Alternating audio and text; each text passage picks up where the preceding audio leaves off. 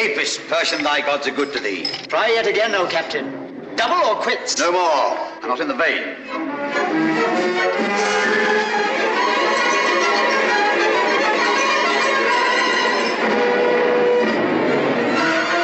Captain, a stranger approaches.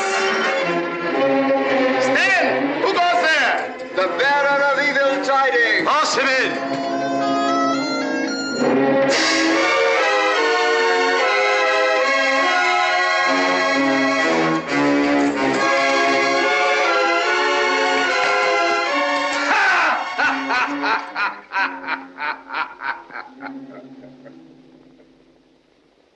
Who art thou that laughest in the house of Cleopatra the queen, and in the teeth of Belzanor, the captain of her guard? I am Belafris, descended from the gods. Hail, cousin. Hail, cousin. All the queen's guards are descended from the gods, save myself.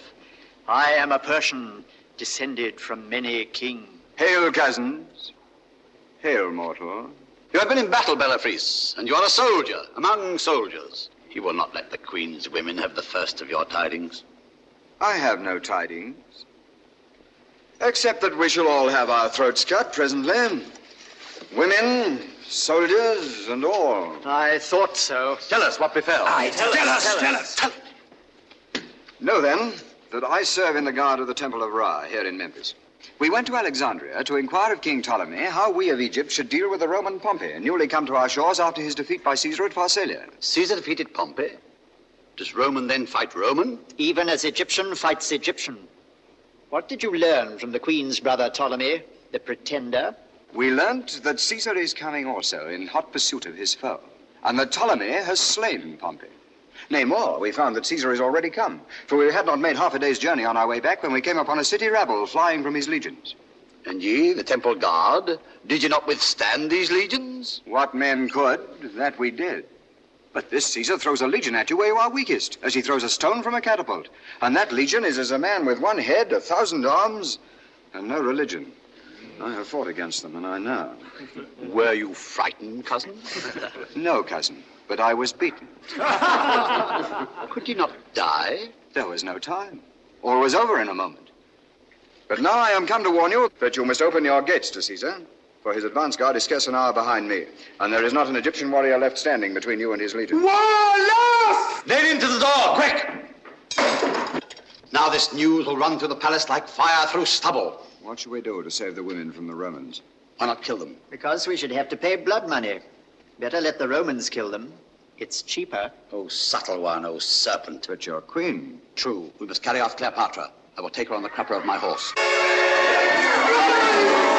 What's the matter now? The sacred white cat has been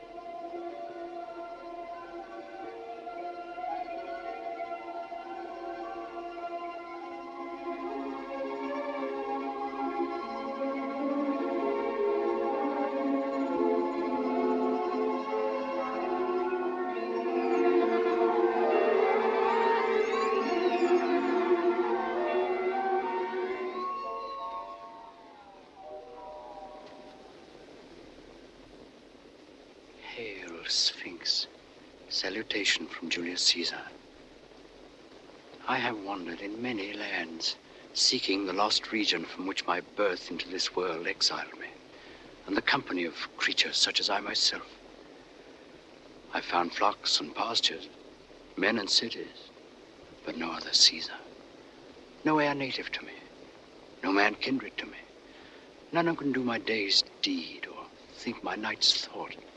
In the little world yonder, Sphinx, my place is as high as yours in this great desert. Only I wander, and you sit still. I conquer, and you endure. I work and wonder. You watch and wait. Sphinx, you and I, strangers to the race of men, are no strangers to one another. Have I not been conscious of you and of this place since I was born? Rome is a madman's dream. This is my reality. My way hither was the way of destiny. But I am he of whose genius you are the symbol. Part brute, part woman, and part God. Nothing of man in me at all. Have I read your riddle, Sphinx? Old gentleman. Immortal gods. Old gentleman, don't run away. Old gentlemen, don't run away. This to Julius Caesar. Old gentleman.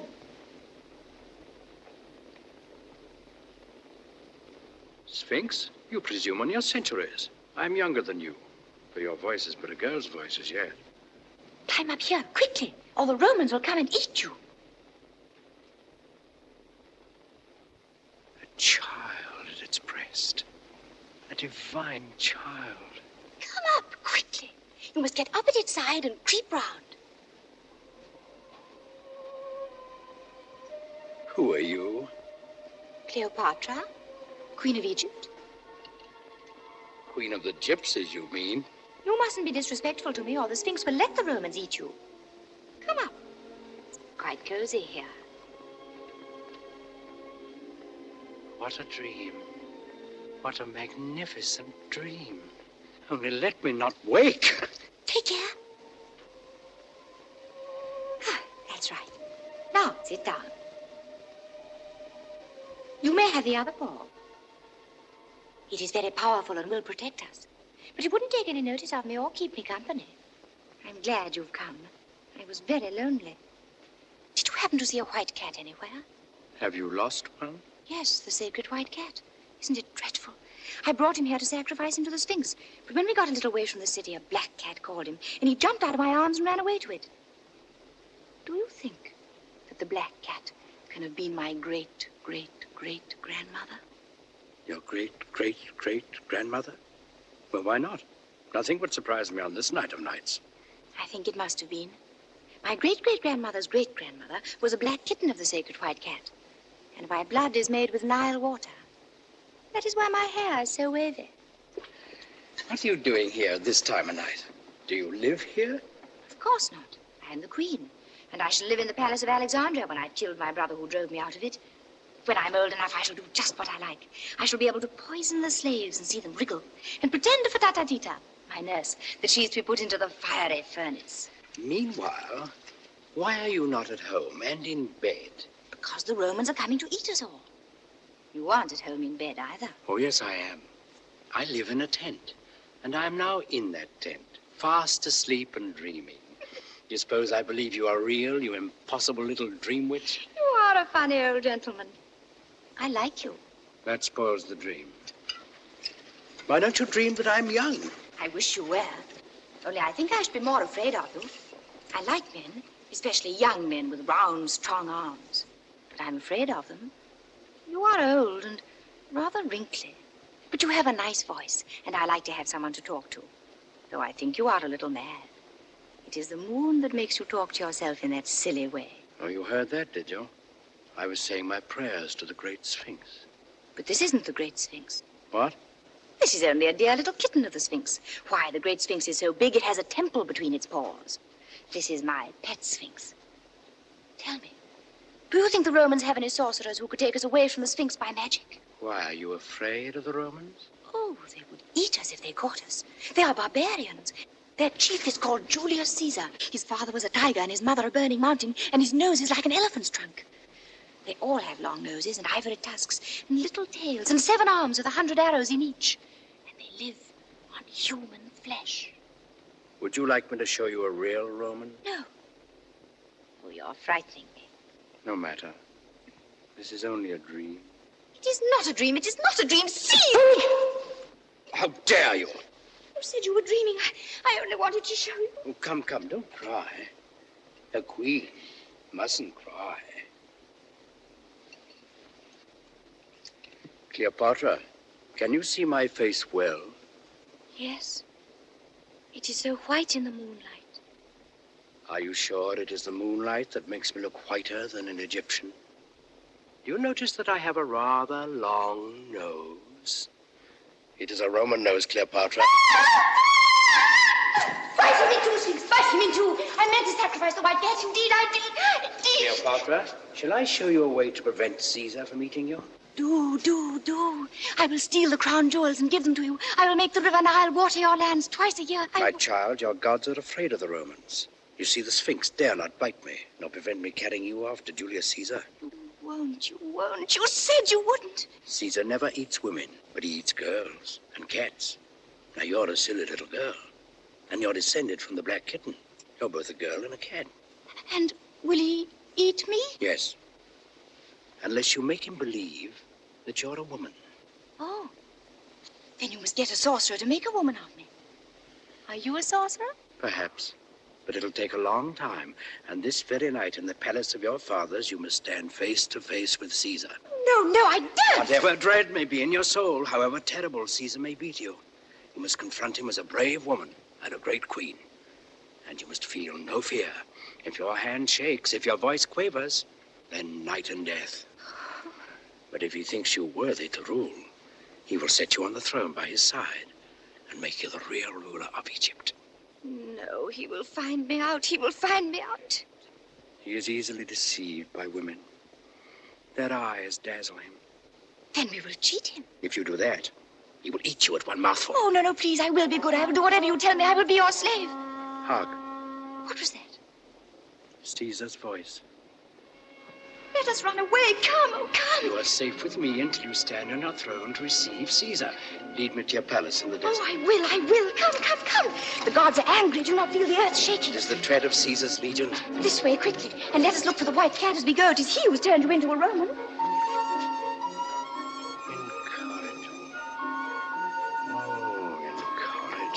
Oh, incorrigible. Come.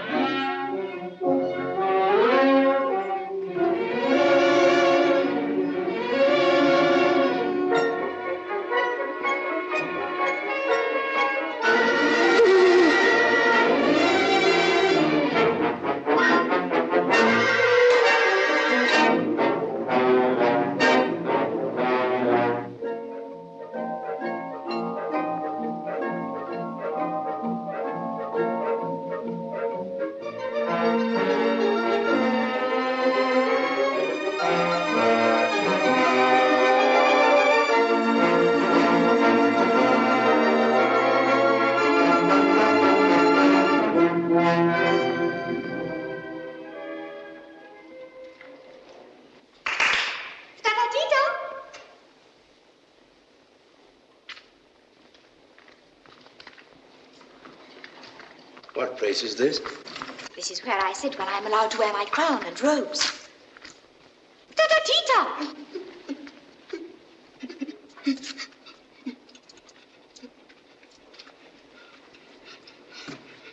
Order the slave to light the lamps. Do you think I may? Of course. You're the queen. Go on. Light all the lamps. Stop!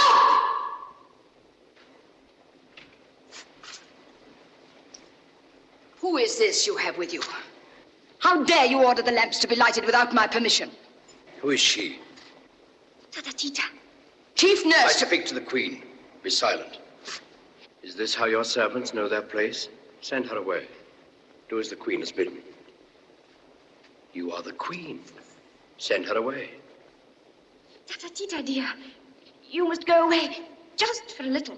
You're not commanding her to go. You're begging her. You're no queen. You'll be eaten. Farewell. No. not leave me. Roman does not stay with queens who are afraid of their slaves. I am not afraid. Indeed, I am not afraid. We shall see who is afraid here. Cleopatra. On your knees, woman. Am I also a child that you dare trifle with me? Slave? Can you cut off a head?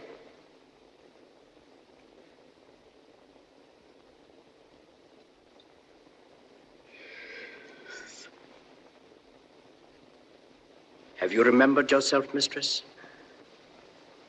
Oh, Queen, forget not thy servant in the days of thy greatness. Go. Be gone. Go away. Give me something to beat her with. So, you scratch kitten, do you? It must be somebody. I will beat him.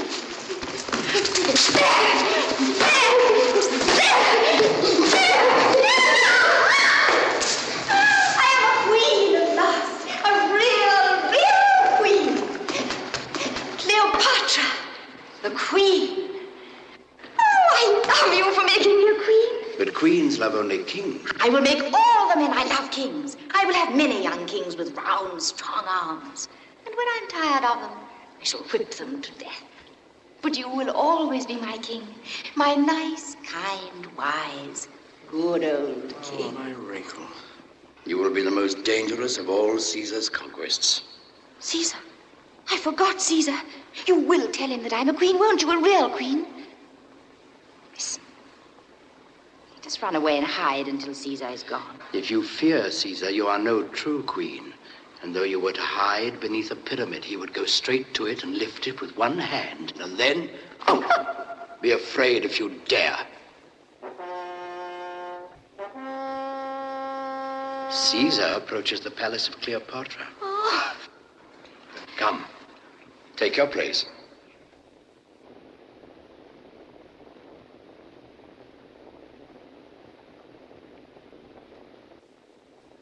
Oh there, Tita Tota. How'd you call your slaves? Clap your hands.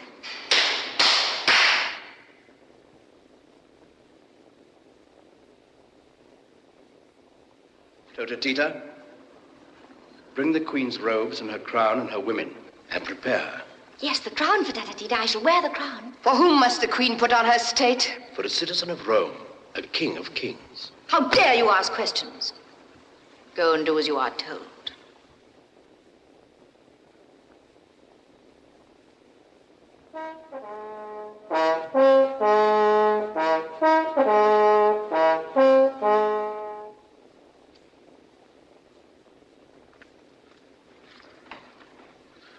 Of all the queen's women, these two alone are left. The rest have fled. Two are enough. For Caesar generally has to dress himself. The queen of Egypt is not a Roman barbarian. Be brave, my nursling. Hold up your head before this stranger. Are you trembling? No, I...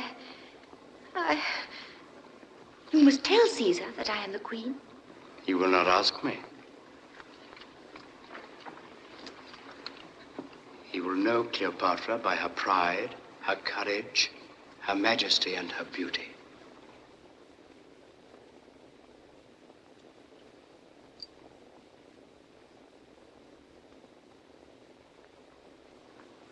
Is it sweet or bitter to be a queen, Cleopatra?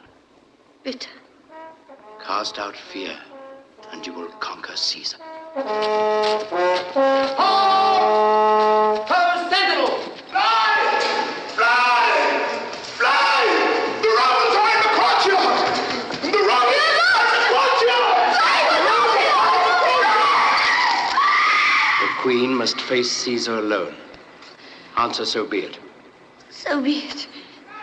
Good. You are my nursling. You have said so be it, and if you die for it, you must make the queen's word good. Forward, march! Now, if you quail...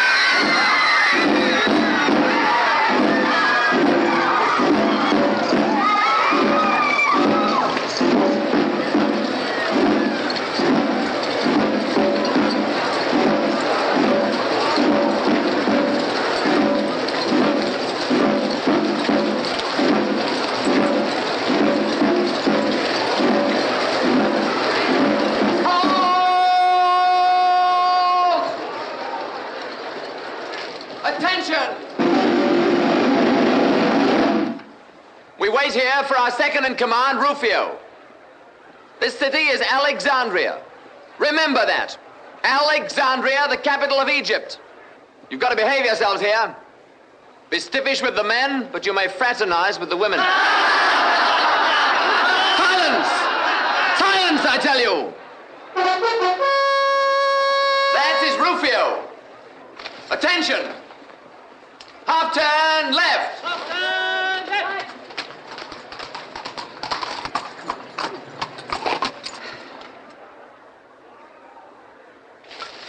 Centurion. Sir. See that building? That's the Royal Palace. Caesar's in there. I'm going now to join him. Keep a platoon of picked men within call. They may be wanted. Picked men, you understand? Yes, sir. What are these Romans? Peasants brought up to scare crows, sons of smiths, millers, and tanners. And are we not nobles, consecrated to arms, descended from the gods? The gods are not always good to their poor relations. Oh, subtle one, oh serpent. 16, 18, 24. Let us wait and take sides with the winner. Ptolemy. Cleopatra. Cleopatra or Ptolemy? The king of Egypt has a word to speak. Please, for the king's word. Take notice of this, all of you. I am the firstborn son of Oletes, the flute blower, who was your king. My sister Berenice drove him from his throne and reigned in his stead. But...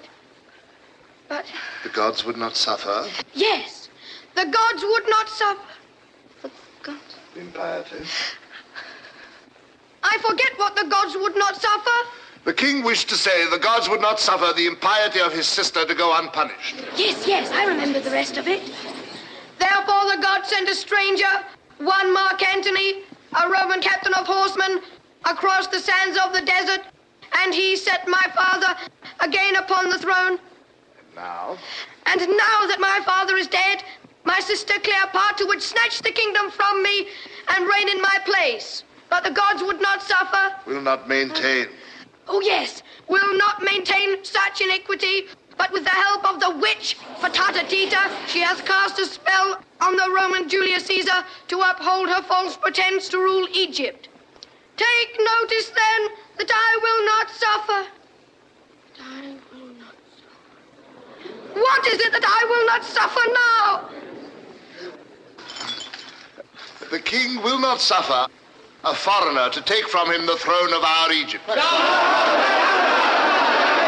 Tell the king, Achilles, how many soldiers and horsemen follow Julius Caesar? But 2 Roman legions, O king, 3,000 soldiers, and scarce 1,000 horsemen.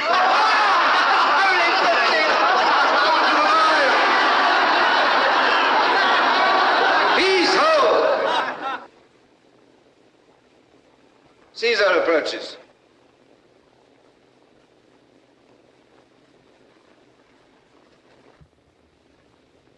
The king permits the Roman commander to enter.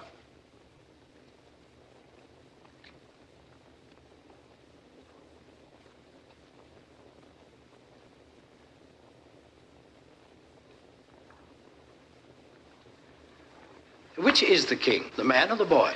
I am Pothinus, the guardian of my lord, the king. So you're the king. Dull work at your age. Eh? Your servant, Pothinus. And this gentleman. Achilles, the king's general. Ah, a general. I am a general myself, but I began too old. Health and many victories, Achilles. As the gods will, Caesar. And you, sir, are... Theodotus, the king's tutor. So, you teach men how to be kings, Theodotus. That is very clever of you. And, this place? The council chamber of the chancellors of the king's treasury, Caesar. That reminds me. I want some money. The king's treasury is poor, Caesar. Yes, I noticed there is but one chair in it. Bring a chair there, some of you, for Caesar. Caesar? Oh, no, my boy. That is your chair of state. Sit down. Sit down.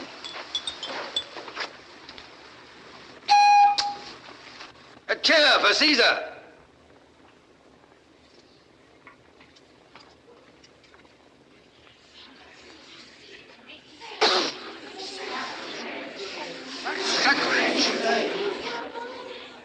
Sit on that, Caesar.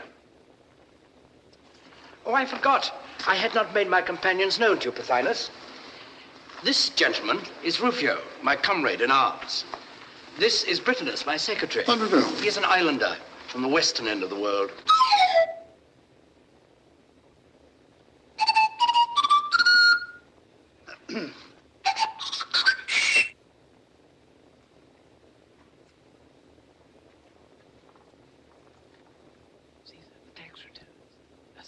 As you predicted. Now, Pothinus, to business. I want 16,000 talents. Impossible. There is not so much money in the king's treasury. The royal taxes have not been collected for a whole year. Oh, yes, they have, Pothinus. My officers have been collecting them all morning. Is it possible that Caesar, the conqueror of the world, can find time to occupy himself with such a trifle as our taxes? My friend, taxes are the chief business of a conqueror of the world. You must pay, Pothinus, but in return for your bounty, I will settle this dispute about the throne for you, if you will. You say the matter has been at issue for a year. May I have 10 minutes at it? And you will do as you please, doubtless. Good. But first, let us have Cleopatra here. Cleopatra? She is not in Alexandria. I think she is. Call Tota Tita. Oh, there, Tita Tota! Who pronounces the name of Tata Tita, the Queen's chief nurse? No one can pronounce it Tota, except yourself. Where's your mistress? Will the Queen favor us with her presence for a moment? Am I to behave like a queen? Yes. You may go, Tata Tita.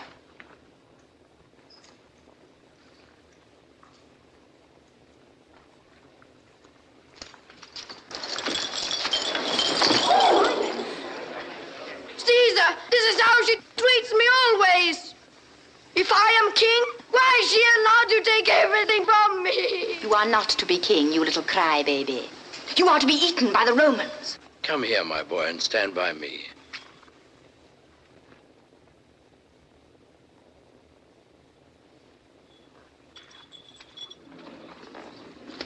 Take your throne, I don't want it. Go this instant and sit down in your place. Go, Ptolemy. Always take a throne when it's offered you. Now, Pothinus. Aren't you going to speak to me? Be quiet. Open your mouth again before I give you leave, and you shall be eaten. I am not afraid. A queen must not be afraid. Eat my husband there if you like. He's afraid. Your husband? What do you mean? That little thing. Husband. Caesar, you're a stranger here and do not know our laws. The kings and queens of Egypt may not marry except with their own royal blood. Ptolemy and Cleopatra are born king and consort, just as they're born brother and sister. Caesar, this is not proper. Not proper? I say it is a scandal. Scandal or not, my friend, it opens the gates of peace. Hear then what I propose. Hear, Caesar, there. Ptolemy and Cleopatra shall reign jointly in Egypt. Monstrous! Peace with honor, Pothinus? What conceit! A Roman trick! No! We will not have it! No!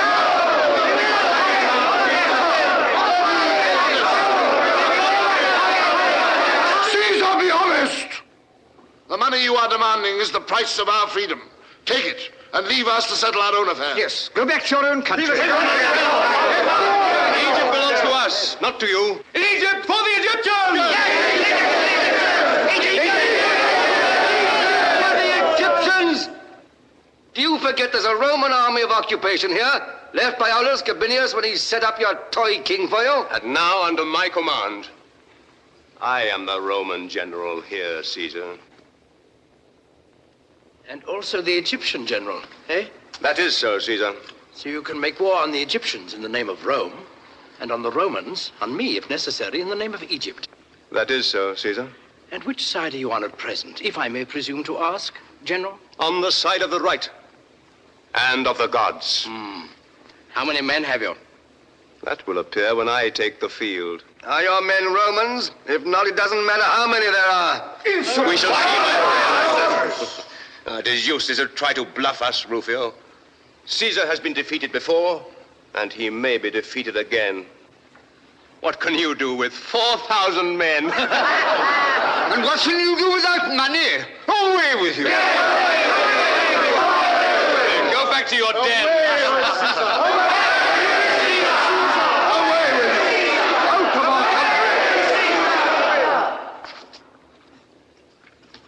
Cesar, why do you let them talk to you like that? Are you afraid? Well, my dear, what they say is quite true. But if you go away, I shall not be queen. I shall not go away until you are queen.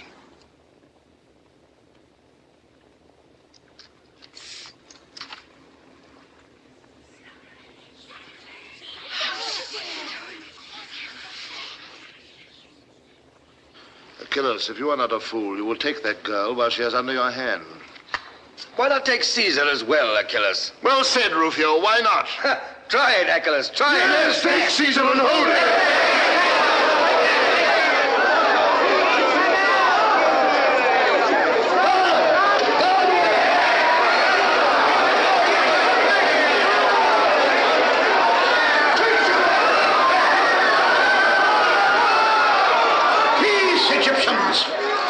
You are Caesar's prisoners. All of you. Oh, no, by no means. Caesar's guests, gentlemen. Caesar's guests. Won't you cut their heads off? Well, cut off your brother's head? Why not? He'd cut off mine if he got the chance. Wouldn't you, Ptolemy? I would. I will, too, when I grow up. Caesar, if you attempt to detain us... You will succeed, Egyptian. Make up your mind to that. The road to Rome is open, and you shall travel it, if Caesar chooses. I could do no less, Pothinus, to secure the retreat of my own soldiers. I am accountable for every life among them. I am the king's guardian. I stand on my right here. Where is your right? It is in Rufio's scabbard, my friend. I may not be able to keep it there much longer. And this is Roman justice. Not Roman gratitude, I hope. Is Caesar's life of so little account to him that he forgets that we have saved it? My life, is that all? Your life, your laurels, your future. I can call a witness to prove that but for us, the Roman army of occupation led by Pompey, the greatest soldier in the world, would now have Caesar at its mercy. Ho there, Lucius Septimius! Come forth and testify before Caesar. No. Yes, I say. Let the military tribune bear witness. Lucius Septimius!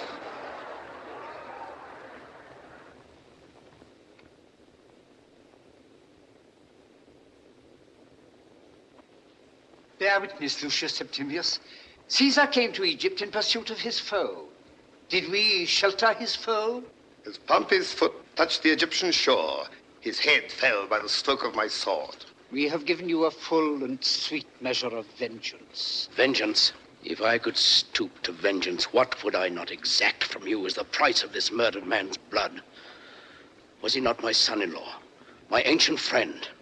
Am I Julius Caesar, or am I a wild beast that you fling to me the gray head of the old soldier, the laurel conqueror, and then claim my gratitude for it? Oh, begone, you fill me with horror. You have seen severed heads before, Caesar.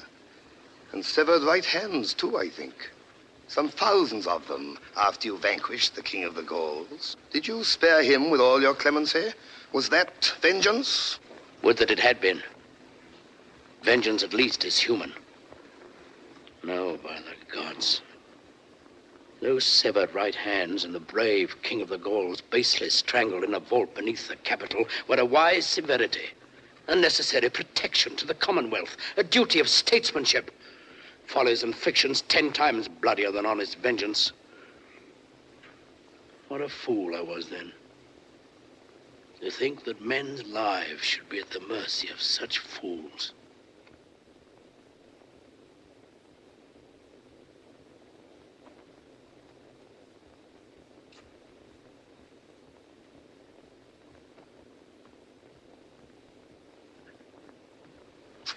Lucius Septimius, pardon me. Why should the slayer of the king of the Gauls rebuke the slayer of Pompey? You are free to go, all here in this palace. Free? Achilles, his army, renegades and all? Free, Rufio. Lucius Septimius, you're free to go with the rest. Or stay if you will, and I'll find a place for you in my service. The odds are against you, Caesar. I go.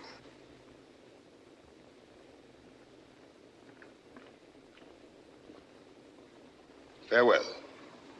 Come, Vatinus, Achilles, whilst there is yet time.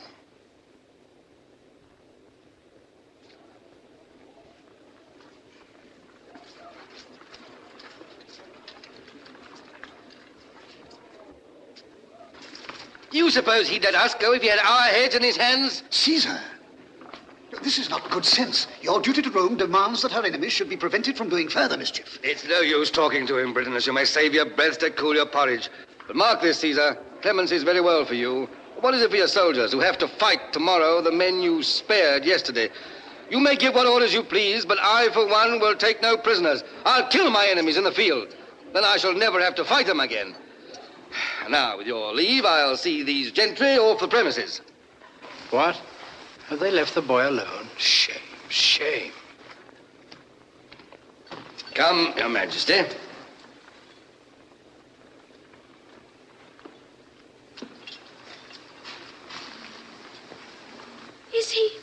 Is he turning me out of my palace? You're welcome to stay if you wish. Go, my boy, I'll not harm you. But you'll be safer away among your friends. Here you're in the lion's mouth. It's not the lion I fear, but the jackal. Brave boy. Little silly.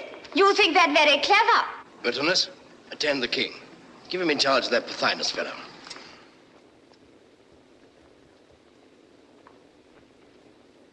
And this piece of goods. What's to be done with her? However, I suppose I may leave that to you. Did you mean me to go with the rest? You're free to do just as you please, Cleopatra. Then you don't care whether I stay or not? Of course, I'd rather you stay. Much rather? Much rather. Then I consent to stay, because I am asked. But I do not want to, mind.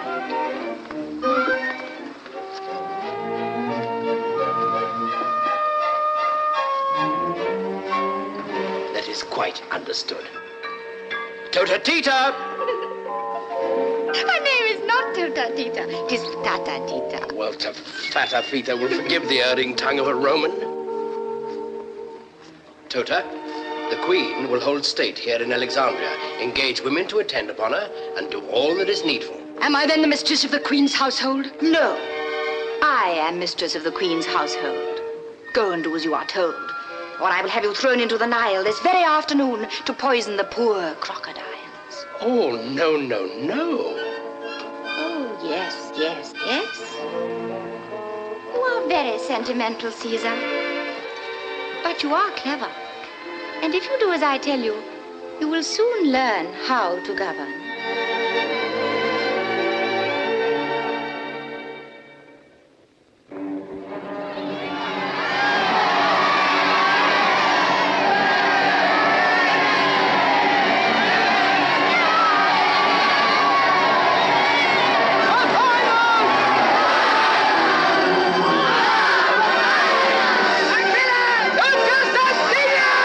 Egypt for the Egyptians!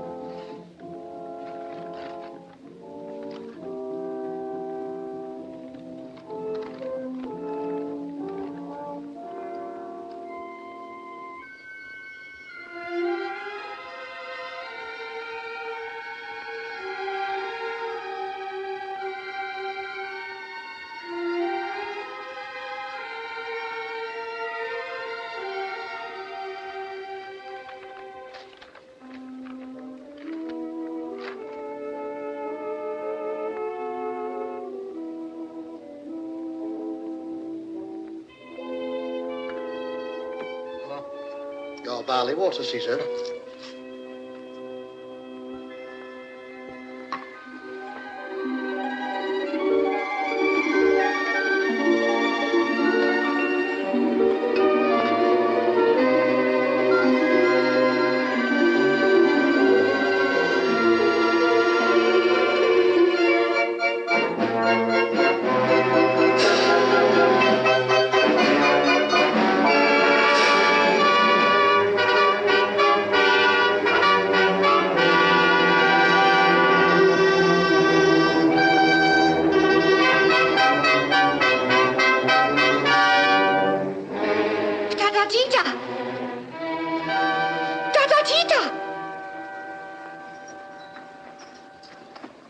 Get up, child. You must be bathed this morning.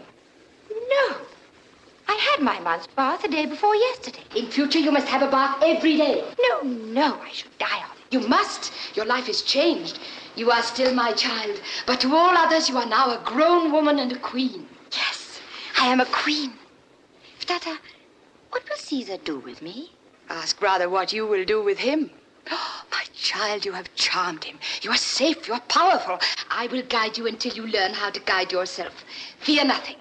Who could fear Caesar? He is not great and terrible. He's only an elderly gentleman, rather sad-looking and wrinkled, but very kind. He is a magician. And magicians can change their shapes as they please.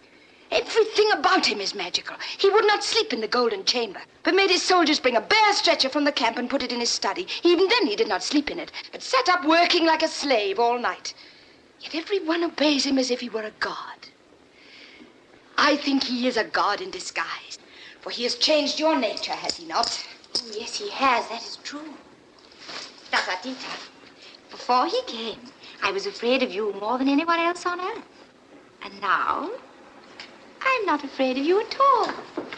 Tell me, what must I do to begin with now that I'm really a queen?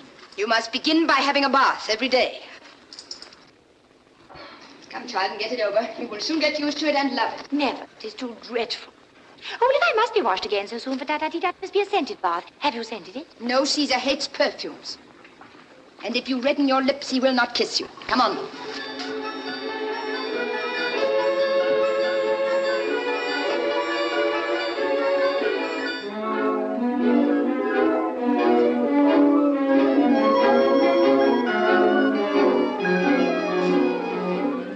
He must indeed be a god. For only a god could be so unlike a man.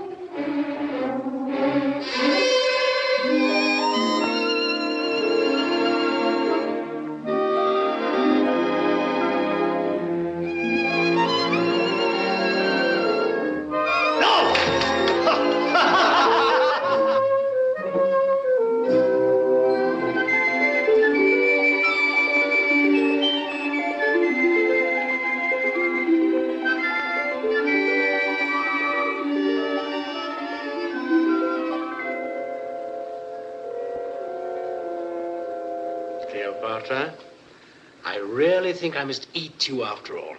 You mustn't talk to me now as if I were a child. You have been growing up since the Sphinx introduced us that night. I think you know more than I do already. No, that would be very silly of me. Of course I know that, but are you angry with me? No. Then why are you so thoughtful? I have work to do. Work? What nonsense! You must remember you are a king now. I've made you one. Kings don't work. And who told you that, little kitten, eh? My father was king of Egypt, and he never worked. Well, he lost his throne. And how did he get it back again? I will tell you. A beautiful young man with strong, round arms came over the desert with many horsemen and gave my father back his throne. I was only 12 then. Oh, I wish he would come again now that I am a queen. I would make him my husband.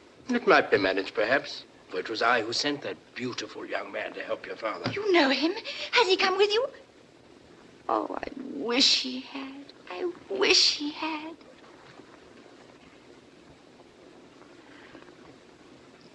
He is many, many years younger than you, is he not? He is somewhat younger. Would he be my husband, you think, if I asked him? Very likely. But I shouldn't like to ask him. Could you not persuade him to ask me without knowing that I wanted him to? My poor child. Why do you say that as if you were sorry for me? Does he love anyone else? I'm afraid so. Then I shall not be his first love. Not quite the first. He is greatly admired by women. Oh, I wish I could be the first. But if he loves me, I will make him kill all the rest. Tell me, is he still beautiful? Do his round, strong arms shine in the sun like marble? He is in excellent condition, considering how much he eats and drinks. Oh! You mustn't say common earthly things about him. I love him. He is a god. What is his name? His name is Mark Antony. Mark Antony. Mark Antony. Mark Antony. What a beautiful name. Oh, I love you for sending him to help my father. You must run away for a little and send my secretary to... No. I want to stay and hear you talk about Mark Antony. But if I don't get to work, Pothinus and the rest of them will cut us off from the harbor, and then the road to Rome will be blocked. No matter.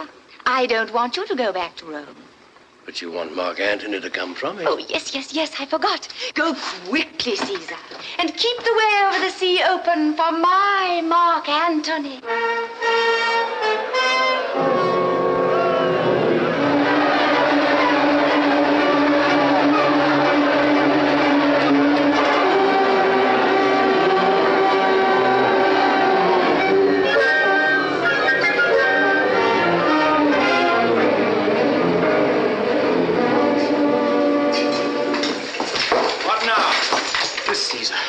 Two of my comrades killed in the marketplace. Why? There's an army come to Alexandria, calling itself the Roman army. The Roman army of occupation. Commanded by one Achilles. Well? The citizens rose against us when the army entered the gates. They set upon us. I cut my way out. Good, I'm glad to see you alive. Rufio, we're besieged. What, already? César! Yes, I know. Combert, give the word to turn out on the beach and stand with the boats. Get your wound attended to. Britain, let's go with him. Rufio? We have some ships in the West Harbor. Burn them. Burn them? Take every boat we have in the East Harbor and seize the Pharos, that island with the lighthouse. Leave half our men behind to hold the beach and the quay outside this palace. That's the way home to Rome. For the rest, Egypt for the Egyptians. Well, you know best, I suppose. That all? That's all. Those ships burnt yet? Be easy, I shall waste no time. César, Pothinus demands speech with you. Where is he? Waits in the council chamber. In my opinion, he needs a lesson. His manner is most insolent.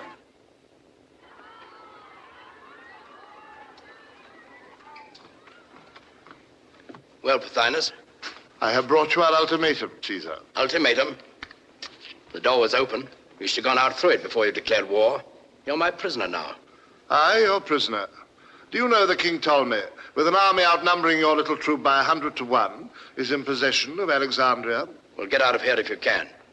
And tell your friends not to kill any more Romans in the marketplace. Otherwise, my soldiers, who do not share my celebrated clemency, will probably kill you. Pass the word to the guard. Pothinus is now prisoner. Bitterness, fetch my armor.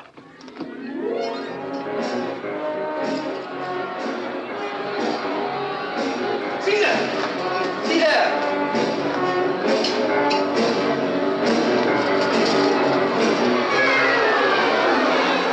What? The ship's ablaze already? Impossible. It's not my doing. The Egyptians have saved me the trouble. They've captured the West Harbor. In the East Harbor, the lighthouse, Rufio.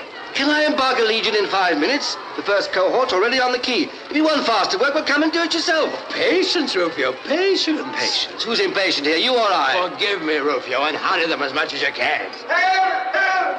Help! Help! Woe, alas! Woe, alas! Help! Woe! Woe! Woe! Woe! Help! Help! Help! Who is slain? Slain, worse than the death of 10,000 men. Loss irreparable to mankind. What's happened, man? The fire has spread from your ships. The library of Alexandria is in flames. Is that all, Rufio? Is Britanus asleep? I sent him for my armor an hour ago. Britanus! Britannicus! Britannicus! César, will you go down to posterity as a barbarous soldier, too ignorant to know the value of books? Theodotus, I'm an author myself. Good.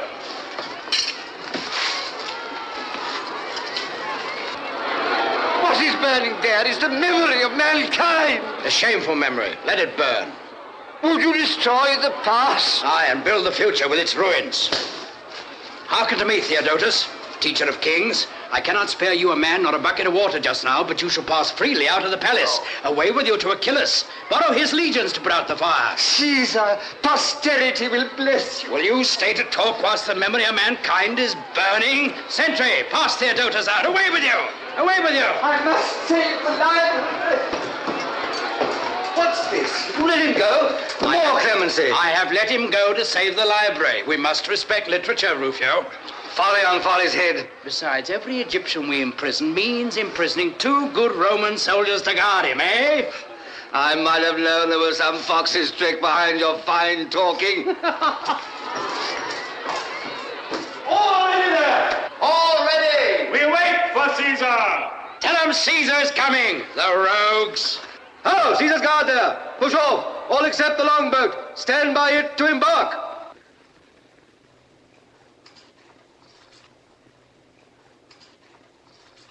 I am going to dress you, Caesar. Sit down. Caesar, this is not proper. These Roman helmets are so becoming.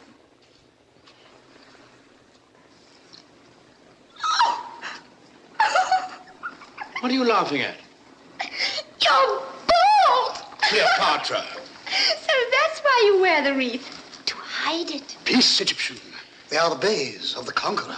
Peace thou, islander. Oh. You should rub your head with strong spirits of sugar, Caesar. That will make it glow. Cleopatra, do you like to be reminded that you're very young? No. Rather do I like to be reminded that I'm middle-aged. Now.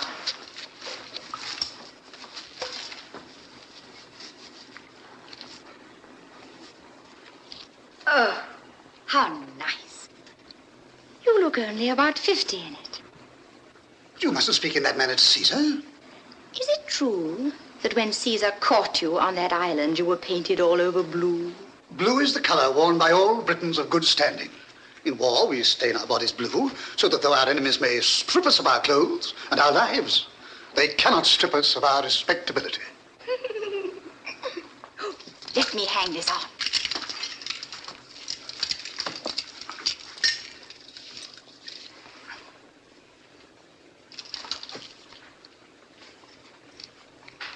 Now, you look splendid. Now, Caesar, have you done talking? The longboat awaits you. The others race to the lighthouse. Is this well set today, Britannicus? At Pharsalia, it was as blunt as a barrel hoop. It'll split one of the Egyptians' hairs today, Caesar. I've said it myself. Oh, you're not really going into battle to be killed. No, Cleopatra. No man goes into battle to be killed. Oh, but they do get killed. My sister's husband was killed in battle. You mustn't go. Let him go. Please don't go. What will happen to me if you never come back? Are you afraid? No. Come to the balcony and you shall see us take the Pharos. You must learn to look on battles. Then take me with you. Let me come with you to the fair. No, no, my child. You must stay here till I return. That is well. Now, Rufio, march. Oh! You won't be able to go. Why, what now? They're drying up the harbor with buckets. A multitude of soldiers over there. They're dipping up the water. This is your accursed clemency, Caesar. Theodotus has brought them. I meant him to, Rufio. They've come to put out the fire. The library will keep them busy whilst we seize the lighthouse, eh? More foxing.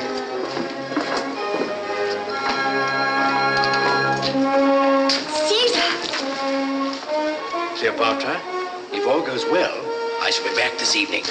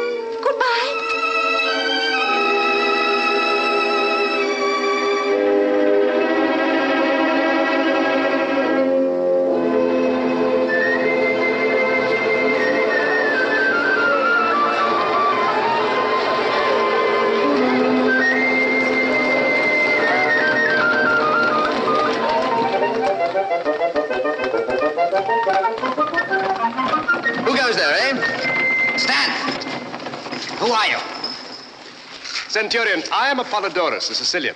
My calling is to choose beautiful things for beautiful queens. Carpets for the queen's apartments in the palace. The queen? Yes, yes. Pass him in. Pass all these bizarre people into the queen with their goods. But mind you pass no one out that you have not passed in. Not even the queen herself.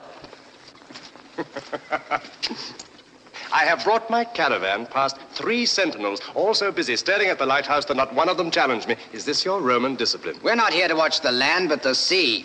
Who's this piece of Egyptian crockery? Apollodorus, rebuke this Roman dog, and bid him bridle his tongue in the presence of the mistress of the queen's household. This is a great lady who stands high with Caesar. Tatatita! What are you dreaming of? Tatatita!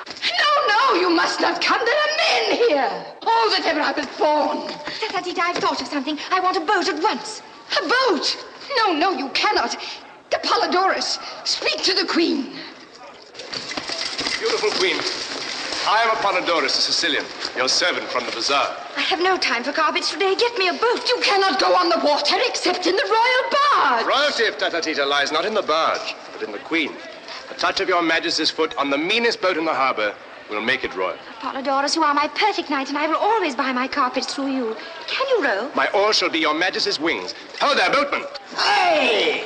Whither shall I row, my queen? To the lighthouse, come! Stand! You cannot pass. How dare you? Do you know that I am the queen? I have my orders. You cannot pass. Tatatita, strangle him. Keep off there. Pass on to the palace and take the queen in with you. And how if I do neither? Then I'll drive this pylon through it. At your service, my friend. Help him! I shall not need help, my lady. What should it be? Sword against pylon or sword against sword? Roman against Sicilian, curse you. Take that!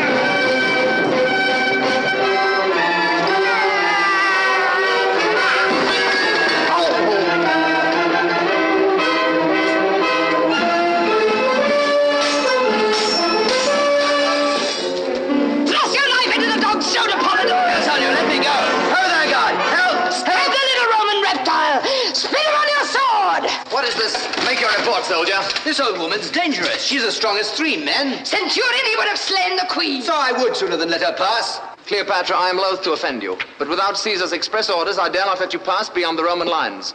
You must withdraw into the palace and examine your carpets there. I will not. I am the queen. Caesar doesn't speak to me as you do. Have Caesar's centurions changed manners with his scullions? I do my duty. That is enough for me. Majesty, when a stupid man is doing something he is ashamed of, he always declares it his duty. As for you, Apollodorus, you may thank the gods you are not nailed to the palace door with a pylon for your meddling. Is this woman your wife? Jupiter, no! Not that the lady is not a very striking figure in her own way, but she is not my wife. Roman, I am Tatatita, the mistress Keep your hands off my men, mistress, or I'll have you pitched into the harbor though you were as strong as 10 men. We shall see whom Isis loves best. Her servant Tatatita or a dog of a Roman. 2 more men to this post here. See that no one leaves the palace but this man and his merchandise. If he draws his sword again, kill him.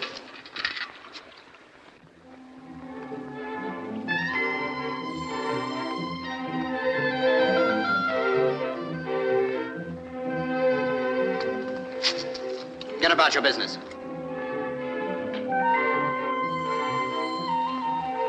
You ought to know better. Off with you.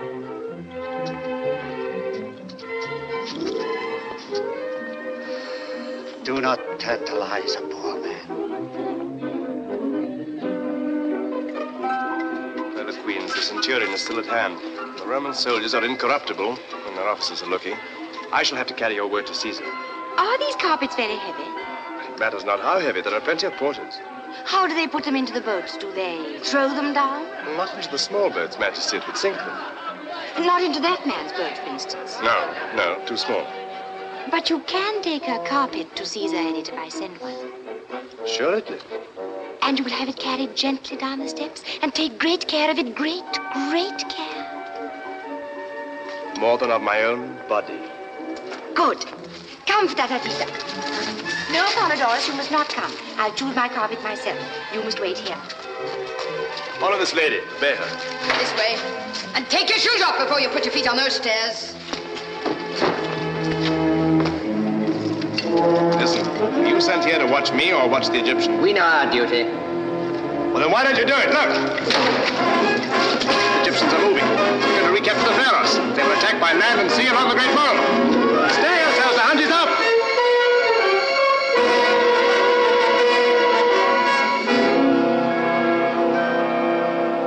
Centurion, reinforce the platoons on the mole. Yes, sir.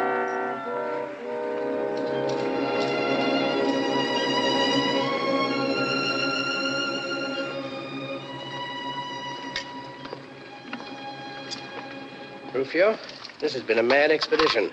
We shall be beaten. The Egyptians cannot be such fools as not to storm the barricade and swoop down on us here before it is finished. It's the first time I've ever run an avoidable risk. I shouldn't have come to Egypt. An hour ago, you were all for victory. Yes, I was a fool. Rash, Rufio. Boyish. Boyish? Not a bit of it. Yeah. What are these for? Eat. That's what's the matter with you. When a man comes to your age, he runs down before the midday meal. Want to eat and drink.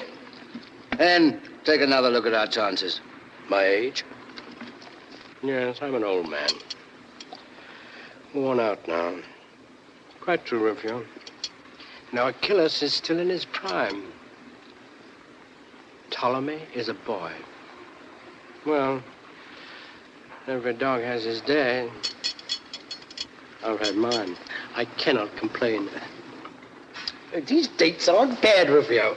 That's my old Caesar. It's a great war. Now we've got rid of the women.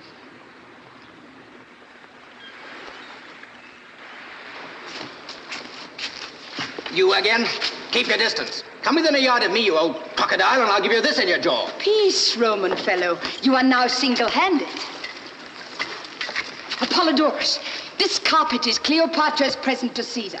It has rolled up in it 10 precious goblets of the thinnest Iberian crystal and 100 eggs of the sacred blue pigeon. On your honor, let not one of them be broken. On my head be it. Lay it carefully into the boat. Those eggs of which the lady speaks must weigh more than a pound apiece. This boat is much too small for such a load. Yes, Lord! Ah, thou injurious porter. Oh, thou unnatural son of a she-camel. My boat can carry 5 men. Shall it not carry your lordship and a bale of pigeons' eggs? Oh, thou mangy dromedary. The gods shall punish thee for this envious wickedness. I cannot quit this vale now to beat thee, but another day I will lie in wait for thee. Peace there, all of you! In the name of the gods, Apollodorus, run no risks with that veil. Fear not, thou venerable grotesque. I guess its great worth. Into the boat with it gently, my sons, my children. Gently, dogs! So, 'tis well. Do not step on it! Do not step on it! Be not excited, mistress. All is well. Oh, thou brute beast, thou hast given my heart a turn. Here. You hungry ones? Robber of the poor. It's not enough!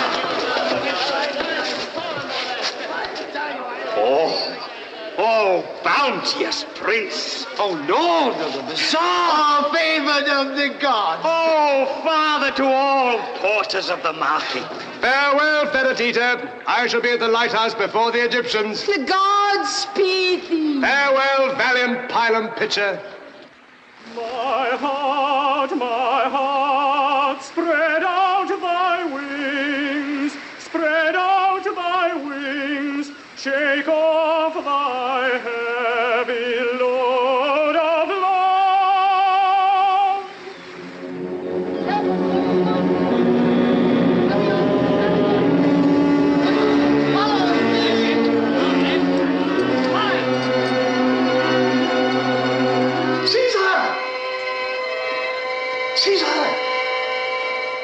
Caesar! Our brave mariners have captured a treasure. Our enemies are delivered into our hands. In that bag? Wait till you hear, Caesar. This bag contains all the letters that have passed between our enemies. Well? Well, we shall now know who your foes are. The name of every man who's plotted against you since you crossed the Rubicon may be in these papers, for all we know. Put them in the fire. Put them? In the fire. Would you have me waste years of my life condemning men who'll be my friends when I prove that my friendship is worth more than that of my enemies? But your honor, the honor of Rome. I do not make human sacrifices to my honor as your druids do. Since you won't burn them, at least I can drown them. Caesar, this is mere eccentricity. Are all traitors to be allowed to go free for the sake of a paradox? Caesar, when the islanders finish preaching, call me again. Oh, Caesar, my great master. If only I could persuade you to regard life seriously as men do in my country. Do they truly do so, Britannicus? Well, have you not been there? Have you not seen them? What Britain speaks as you do in your moments of levity? What Britain neglects to attend the services at the sacred grove? What Britain wears clothes of many colors as you do, instead of plain blue, as all solid, well-esteemed men should? These are moral questions with us. Well, my friend, someday I shall settle down and wear a blue toga, perhaps. Meanwhile, I must get on as best I can in my flippant Roman way. What now?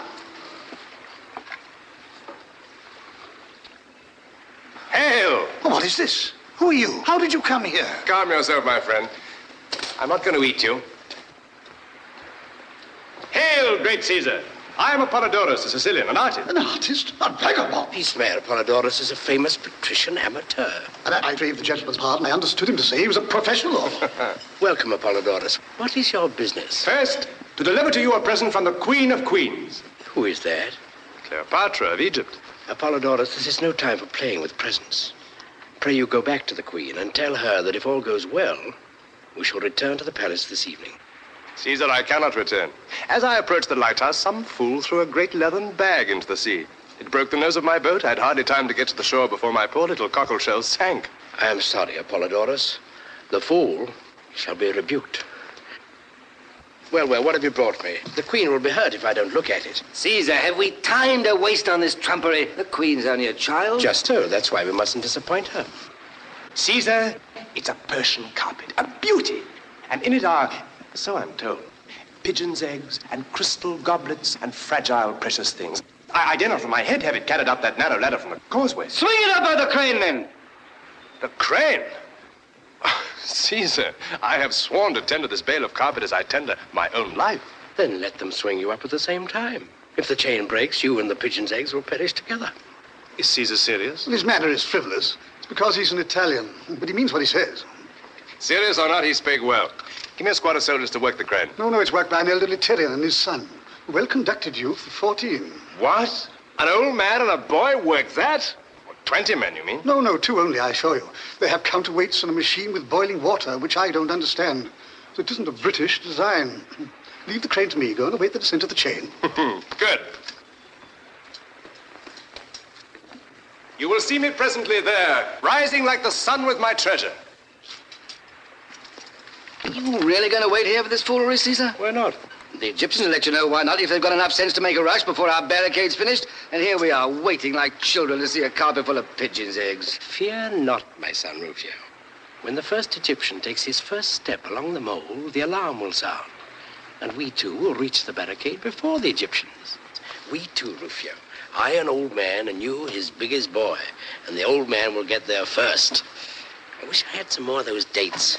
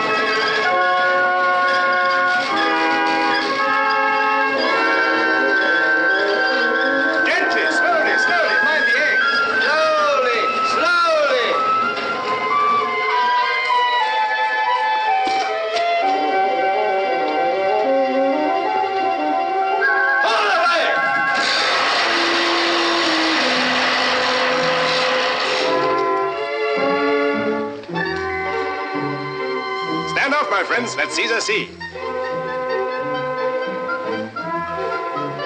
Nothing but a heap of shawls. Where are the pigeons' eggs? Approach Caesar and search for them in the shawls.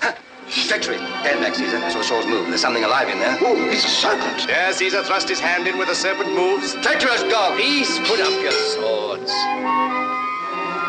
Apollodorus, your serpent seems to breathe very regularly. Why, this is a pretty little snake. Let's have the rest of you. I'm smothered. Oh, Caesar. A man stood on me in the boat, and then a great sack or something fell upon me out of the sky. Then the boat sank, and then I was swung up into the air and bumped down. Well, never mind. Here you are, safe and sound at last. Aye, now that she's here, what are we going to do with her? But, Caesar, this is not proper. She cannot stay here without the companionship of some matron. Shocking. Aren't you glad to see me? Yes, I'm very glad. Rufio is very angry, and Britannicus is shocked. You can have their heads cut off, can't you? Wouldn't be so useful with their heads cut off as they are now, my seabird. We shall have to go away presently and cut off some of your Egyptians' heads. How do you like being left here with a chance of being captured by the little brother of yours if we're beaten, huh? You mustn't leave me alone, Caesar. You will not leave me alone, will you? What? Not when the trumpet sounds and all our lives depend upon Caesar being at the barricade before the Egyptians, eh? Let them lose their lives. They are only soldiers. Cleopatra, when that trumpet sounds, we must take every man his life in his hands and throw it in the face of death. And of my soldiers who have trusted me, there's not one whose hand I shall not hold more sacred than your head. Apollodorus, take her back to the palace. Am I a dolphin, Caesar, to cross the seas with young ladies on my back? My boat is sunk. Yours are either at the barricade or have returned to the city. Doesn't matter. I will not go back. Nobody cares for me. Oh, Cleopatra. You want me to be killed. My poor child, your life matters little here to anyone but yourself.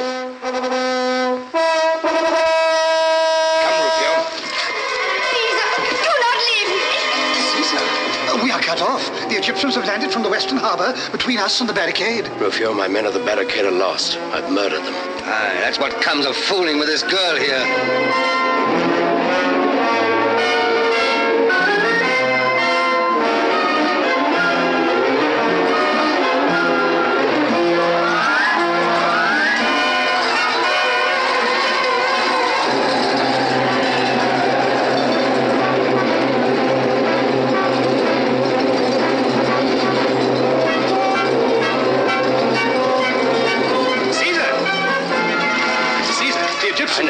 Ourselves here. But I thrown the ladder into the sea. They can't get in without it. And we can't get out. Have you thought of that? Not get out? Why not? You have ships in the East Harbor.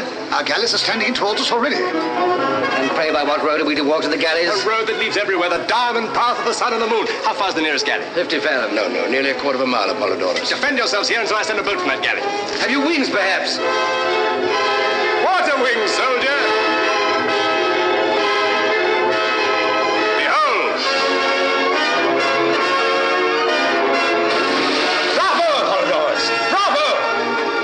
Jupiter, I will do that too. Prisoners. Are you mad? You shall not. Why not? Can I not swim as well as he? An old fool dive and swim like a young one. Old? Rufio, you forget yourself. I'll race you to the galley for a week's pay, Father Rufio. Me! What is to become of me? I'll carry you on my back to the galley like a dolphin.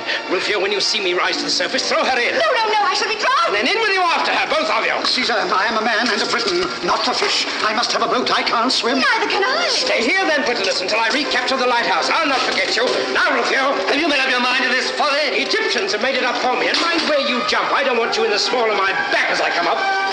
One last word, Caesar. Do not let yourself be seen in the more fashionable part of Alexandria until you change your clothes. Oh, Apollodorus! The fight upon the blue above is purple on the green below! Let me see! He'll be drowned! Ow!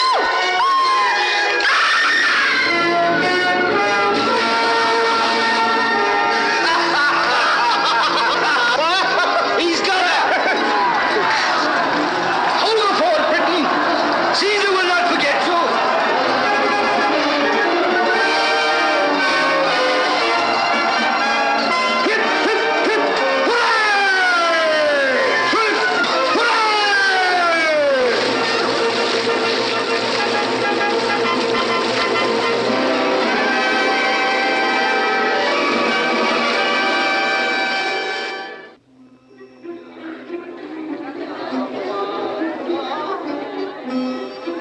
Another royal banquet? In Caesar's honor?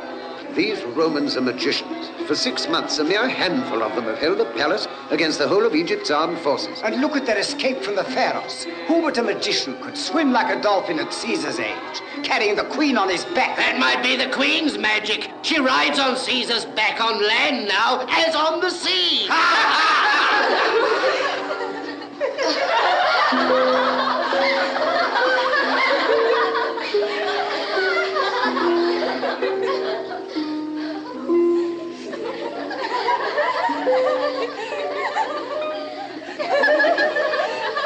You laugh, but take care. Take care. I will find out someday how to make myself served as Caesar is served. Old hook-nose. Silence! Do you know why I allow you all to chatter impertinently just as you please, instead of treating you as Patata Tita would treat you if she were queen? Because you try to imitate Caesar in everything. And he lets everyone say what they please to him. No. But because I asked him one day why he did so. And he said, let your women talk and you will learn something from them. What have I to learn from them, I said. What they are, said he. And oh, you should have seen his eyes as he said it. You would have curled up, you shallow thing. At whom are you laughing? At me or at Caesar? At Caesar. If you were not a fool, you would laugh at me. And if you were not a coward, you would not be afraid to tell me so. Hey-ho. I wish Caesar were back in Rome. It will be a bad day for you when he goes. Oh, if I were not ashamed to let him see that I am as cruel at heart as my father, I would make you repent that speech. Why do you wish him away? He makes you so terribly prosy and serious and learned and philosophical. It's worse than being religious at our ages. Cease this endless cackling, will you? Hold your tongues. Well, well, we must try and live up to Caesar.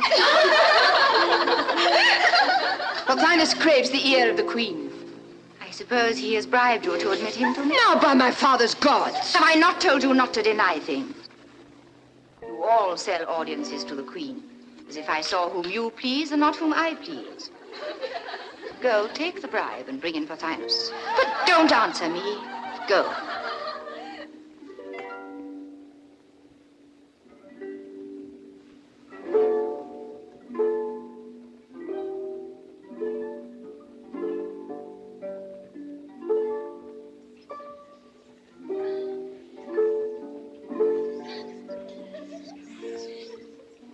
I want to learn to play the harp with my own hands. Caesar loves music. Can you teach me? Assuredly.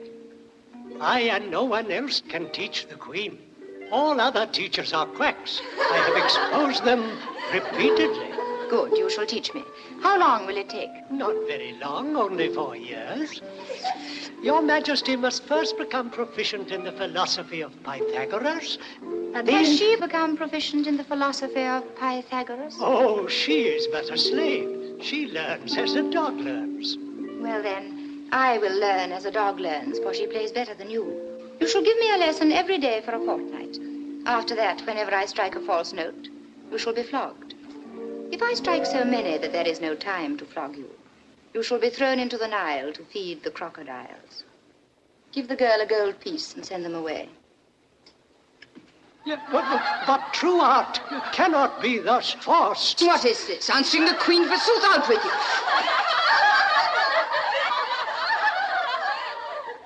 Well, Pothinus, what is the latest news from your rebel friends? I am no friend of rebellion, and a prisoner does not receive news.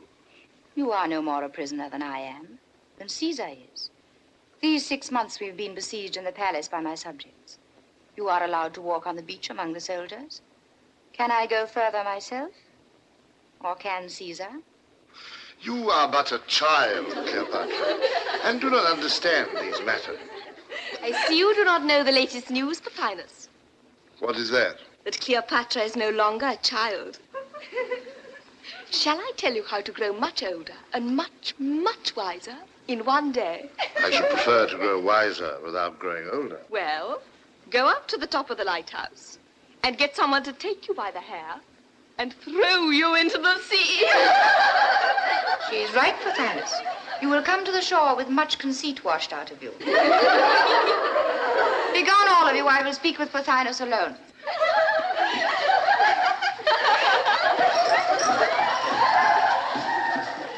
What are you waiting for? It is not meet that the queen remain alone. Mustn't I sacrifice you to your father's gods for Tatatita to teach you that I am queen of Egypt and not you? You are like the rest of them. You want to be what these Romans call a new woman. Now, Pothinus, why did you bribe Tatatita to bring you hither? Cleopatra, what they tell me is true. You are changed. Do you speak with Caesar every day for 6 months, and you will be changed? It is common talk that you are infatuated with this old man. Infatuated? What does that mean? Made foolish, is it not? Oh, no, I wish I were. Wish that you were made foolish? How so? When I was foolish, I did what I liked. Now that Caesar has made me wise, it is no use my liking or disliking. I do what must be done and have no time to attend to myself. This is not happiness, but it is greatness. I think if Caesar were gone, I could govern the Egyptians. Cleopatra, this may be the vanity of youth. No, no, it is not that I am so clever, but that the others are so stupid. Truly, that is the great secret. Now, tell me what you came to say. Nothing. Nothing? At least to beg for my liberty, that is all. For that you would have knelt to Caesar. No, Pothinus. You came with some plan that depended on Cleopatra being a little nursery kitten. Now that Cleopatra is a queen, your plan is upset. Is Cleopatra then indeed a queen, and no longer Caesar's prisoner and slave? Pothinus, we are all Caesar's slaves. All we in this land of Egypt, whether we will or no. And she who is wise enough to know this will reign when Caesar departs. You harp on Caesar's departure. What if I do? Does he not love you? Love me? Pothinus, Caesar loves no one. He makes friends with everyone as he does with dogs and children. His kindness to me is a wonder. Neither mother, father, nor nurse have ever taken so much care of me, or thrown open their thoughts to me so freely. But how can you be sure that he does not love you as men love women? Because I cannot make him jealous. I have tried. Perhaps I should have asked then, do you love him? Can one love a god? Besides, I love another Roman. No god, but a man. One who can love and hate, and one whom I can hurt and would hurt me. Does Caesar know this? Yes. And he is not angry? He promises to send him to Egypt to please me. I do not understand this man. You understand Caesar. How could you?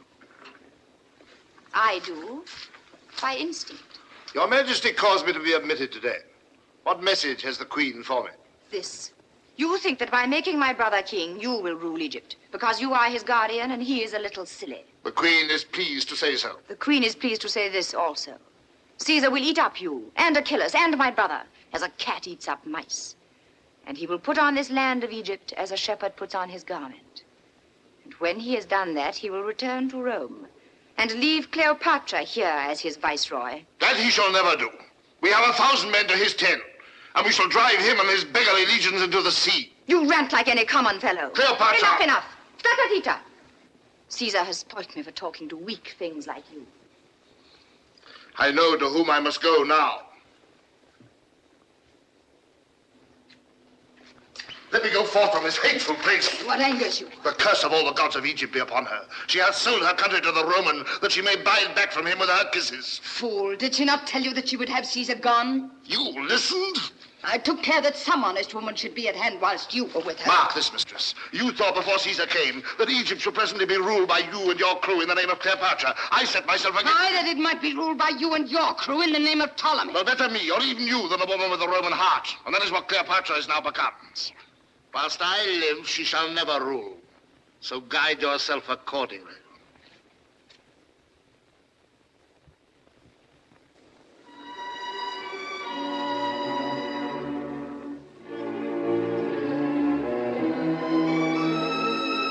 wait here.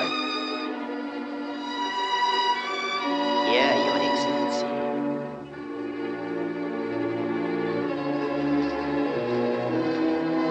The Roman commander will await Caesar here.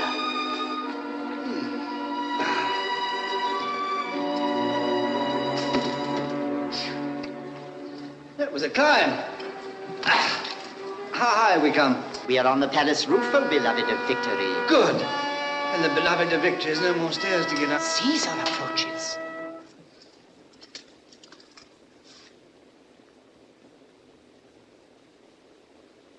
Why, Rufio, a new baldric, a new golden pommel to your sword.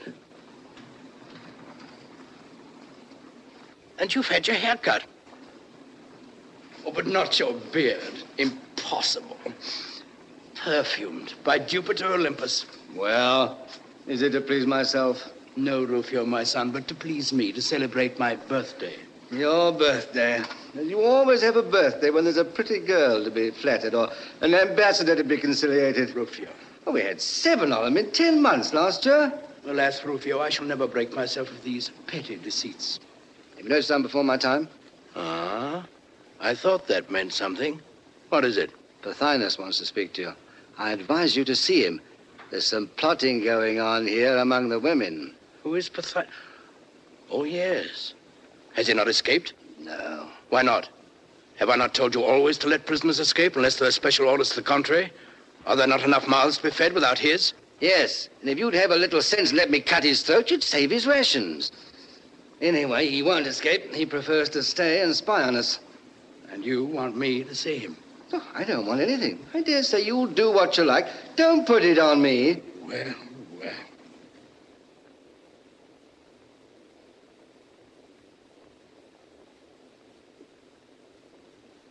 Let's have him in. Oh, there, guard. Release your man and send him up.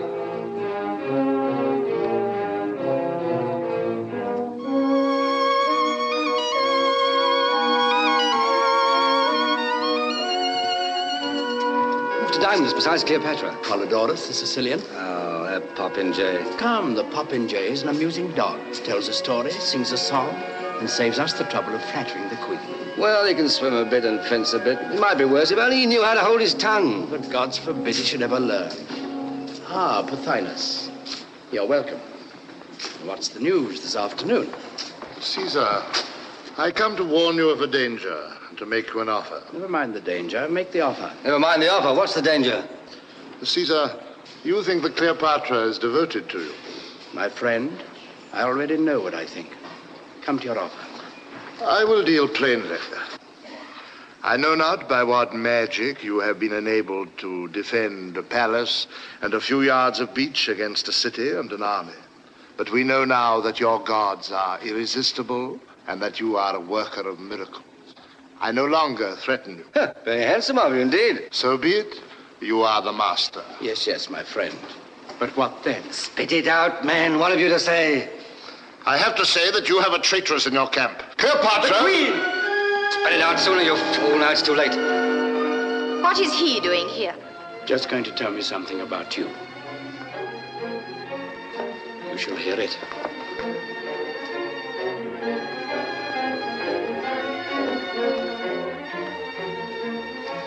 Proceed, Pothinus. Caesar...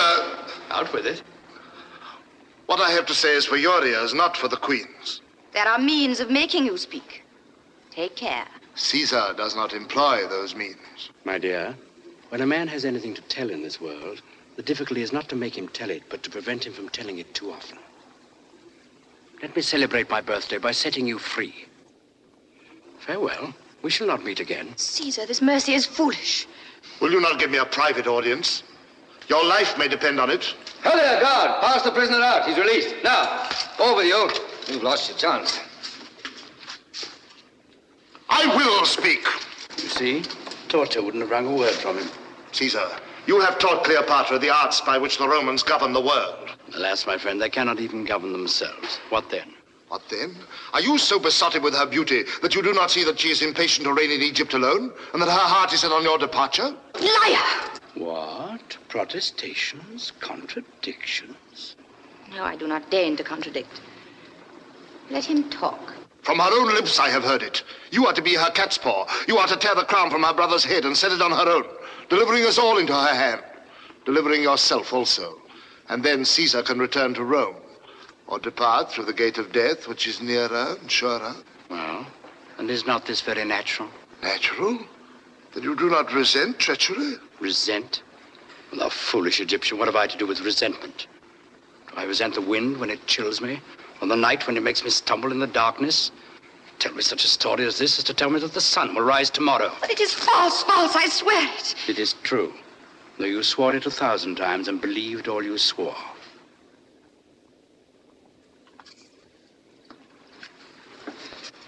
Come, Rufio, let us see Pothinus pass the guard. I have a word to say to him. We must give the Queen a moment to recover herself. Tell your friends, Pothinus, they mustn't think I'm opposed to a reasonable settlement of the country's affairs. Tatatita. Please try and be comforted. Can they hear us? No, dear heart, no. If he leaves the palace alive, never see my face again. He? Pothinus, Strike out his life, I strike his name from your lips. Dash him down from the wall. Break him on the stones. Kill him. The dog shall perish. Hail in this, and you go out from before me forever. So be it. You shall not see my face until his eyes are darkened. Come soon. As the light dies, he shall die.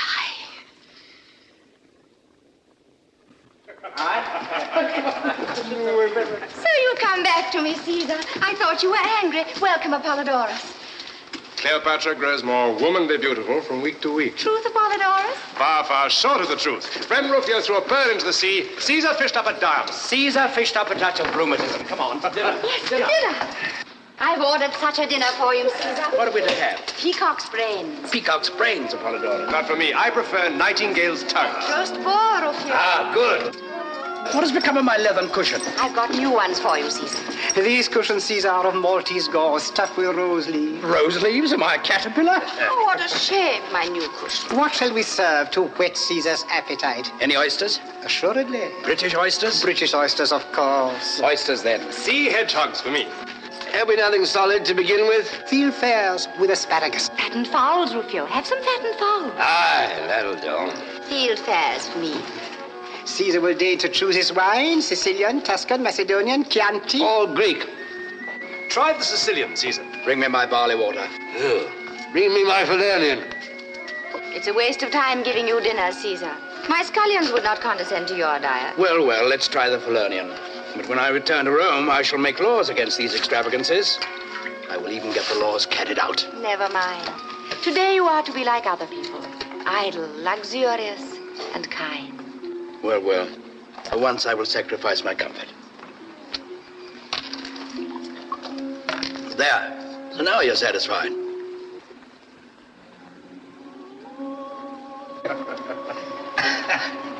And you no longer believe I long for your departure for Rome. I no longer believe anything. My brains are asleep. Besides, who knows whether I shall return to Rome? What? 1 year of Rome is like another, except that I grow older. It's no better here in Egypt. The old men, when they're tired of life, say, we have seen everything except the source of the Nile. Why not see that? Cleopatra, will you come with me and drag the flood to its cradle, in the heart of the regions of mystery? Shall I make you a new kingdom and build you a holy city there in the great unknown? Yes, you shall. Now you'll conquer Africa with 2 legions before I finish the roast boar. No scoffing. This is a noble scheme. Come, let's name the holy city and consecrate it with Sicilian wine. Cleopatra shall name it herself. It shall be called Caesar's gift to his beloved. No. Something vaster than that. Something universal, like the starry firmament. Why not simply cradle of the Nile? No, the Nile is my ancestor, and he's a god. Oh, I thought of something. The Nile shall name it himself. Let us call upon him all together. Send for him. Away with all of you.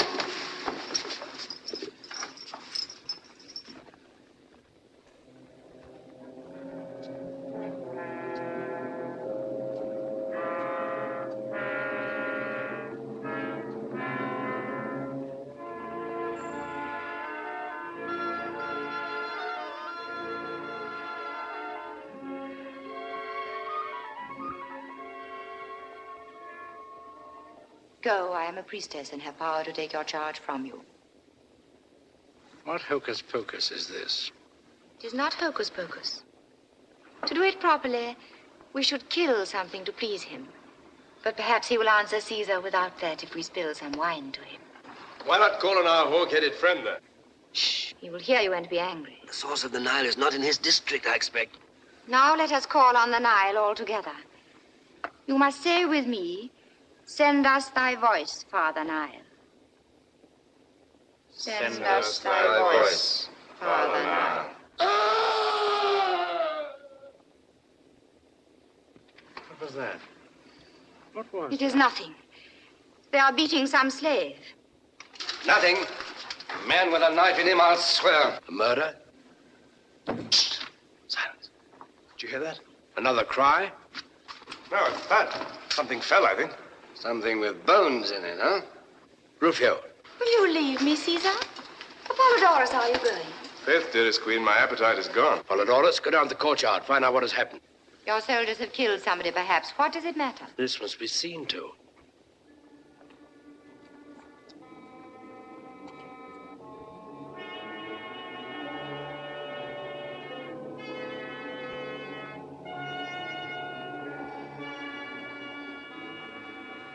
Is she drunk?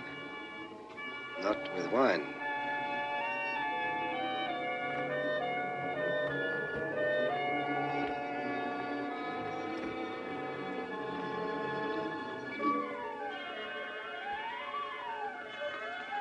The queen looks again on the face of her servant.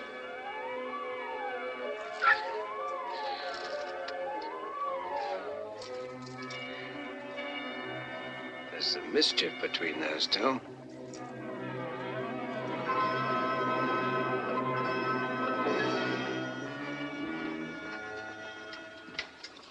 Cleopatra, what has happened?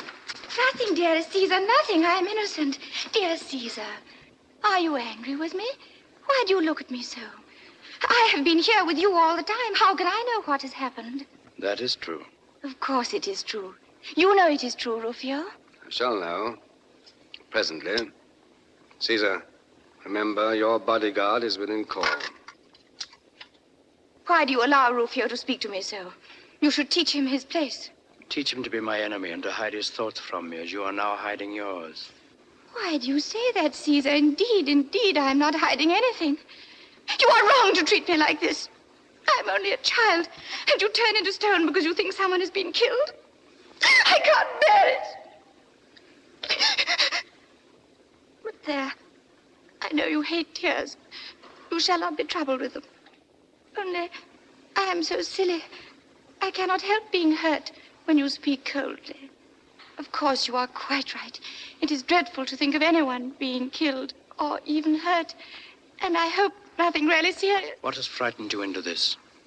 What have you done?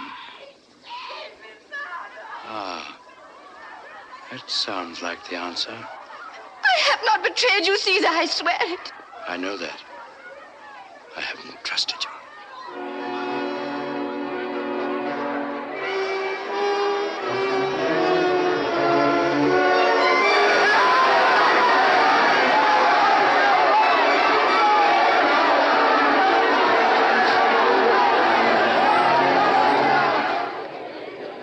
Town's gone mad, I think. They're for tearing the palace down and driving us into the sea straight away. We laid hold of this renegade. We were clearing him out of the courtyard. Release him. What has offended the citizens, Lucius Septimius? What did you expect, Caesar? Pothinus was a favorite of theirs. What has happened to Pothinus? I set him free here but an hour ago. Did they not pass him out? Aye, through the gallery arch, 60 feet above ground, with 3 inches of steel in his ribs. He is as dead as Pompey. We are quits now as to killing. You and I. Assassinated. Our prisoner. Our guest. Rufio. Whoever did it was a wise man. And a friend of yours. But none of us had a hand in it. No, it's no use frowning at me. He was slain by order of the Queen of Egypt. I am not Julius Caesar, the dreamer, who allows every slave to insult him. Rufio said I did well. Now the others shall judge of me, too. This Pothinus sought to make me conspire with him to betray Caesar. I refused, and he cursed me, and came privily to Caesar to accuse me of his own treachery. He insulted me, the queen, to my face. Caesar would not avenge me. He spoke him fair and set him free. Was I right to avenge myself? Speak, Lucius. I do not gainsay it, but you'll get little thanks for it from Caesar. Apollodorus, speak. Was I wrong? I have but one word of blame, most beautiful. You should have called on me, your knight, and in fair duel, I should have slain the slanderer. I will be judged by your very slave, Caesar. Britannus, speak. Was I wrong? Were treachery, falsehood, and disloyalty left unpunished, society must become like an arena full of wild beasts tearing one another to pieces. Caesar is in the wrong. And so the verdict is against me, it seems.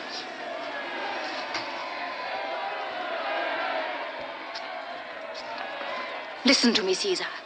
If one man in all Alexandria can be found to say I did wrong, I swear to have myself crucified on the door of the palace by my own slaves. If one man in all the world can be found, now or forever, to know that you did wrong, that man will have either to conquer the world as I have or be crucified by it. Do you hear? These knockers at your gates are also believers in vengeance and in stabbing. You have slain their leader. It is right that they should slay you. And so to the end of history. Murder shall breed murder, always in the name of right and honor and peace, until the gods are tired of blood and create a race that can understand. Let the Queen of Egypt now give her orders for vengeance and take her measures for defense, for she has renounced Caesar. You will not desert me, Caesar. You will defend the palace. You have taken the powers of life and death upon you. I am only a dreamer. But they will kill me. Why not? In pity. Pity? What has it come to this so suddenly that nothing can save you but pity? Did it save Pothinus?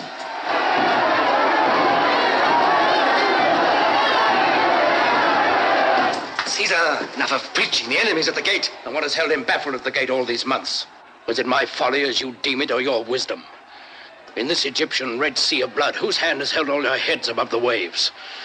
And yet when Caesar says to such an one, friend, go free, you, clinging for your little life to my sword, dare steal out and stab him in the back. By the gods, I'm tempted to open my hand and let you all sink into the flood. Will you desert us because we're a parcel of fools? I mean no harm by killing. I do it as a dog kills a cat, by instinct. We're all dogs at your heels, but we have served you faithfully. Alas, Rufio, my son, as dogs we're like to perish now in the streets. Caesar, what you say has an Olympian ring in it. But I'm still on the side of Cleopatra. If we must die, she shall not want the devotion of a man's heart or the strength of a man's arm. But I do not want to die. Oh, ignoble. Ignoble. Hearken to me, Caesar. It may be ignoble, but I too mean to live as long as I can. Well, my friend, you are likely to outlive Caesar. Does Caesar despair? He who has never hoped can never despair. Caesar, in good or bad fortune, looks his fate in the face. Look it in the face now, and it will smile as it always has to Caesar. You presume to encourage me? I offer you my services. I will change sides, if you will have me. But at this point? At this point. Do you suppose Caesar is mad to trust you? I do not ask him to trust me until he is victorious. I ask for my life and a command in Caesar's army. And since Caesar is a fair dealer, I will pay in advance. Pay? How? With a piece of good news for you. What news? What news? What news did you say, my son Rufio? The relief has arrived.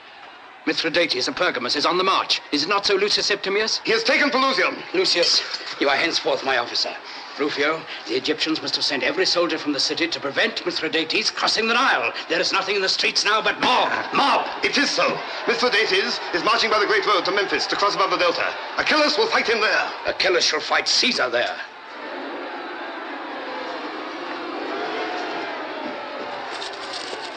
See, Rufio. Here is the palace. Here is the theater.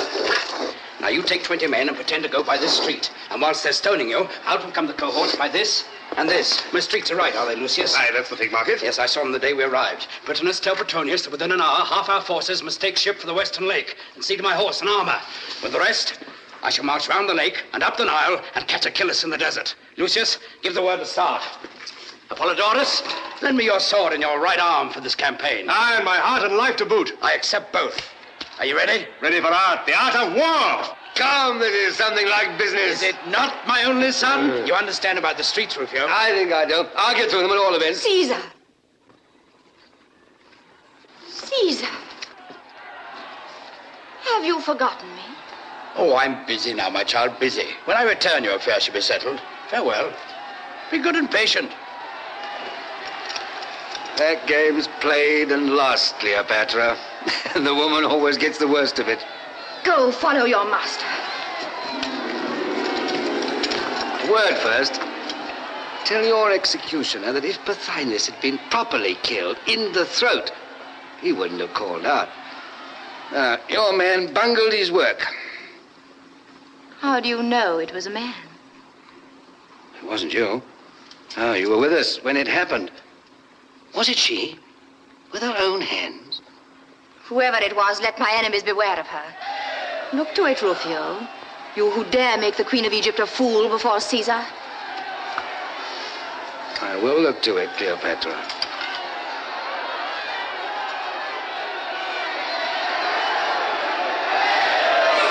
Let's teach these Egyptians how to fight and how to run. Eh? And then, home to Rome!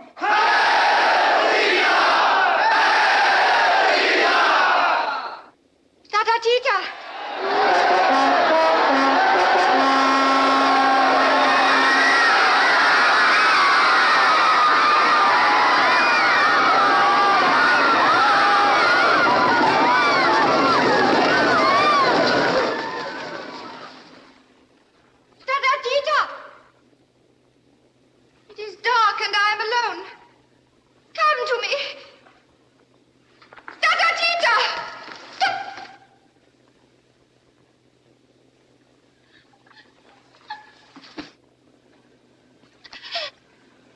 The queen looks again on the face of her servant.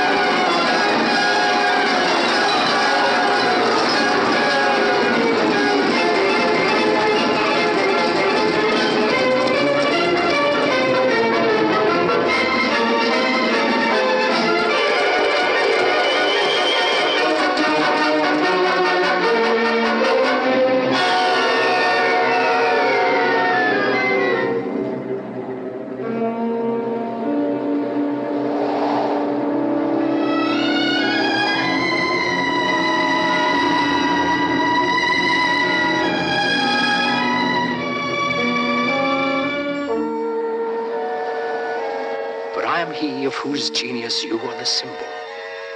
Part brute, part woman, and part God. Here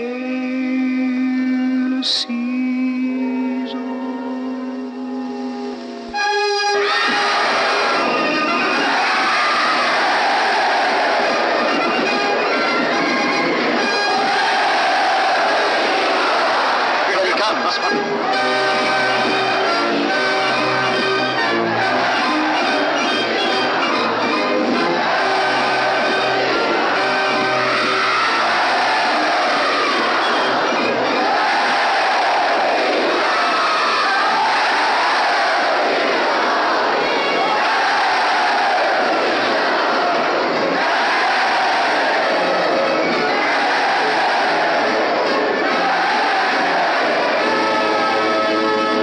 my ship awaits me. The hour of Caesar's farewell to Egypt has arrived. And now, Rufio, what remains to be done before I go?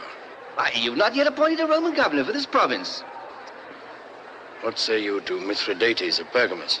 Why, that you want him elsewhere. Indeed. Well, what do you say to yourself? I, a governor?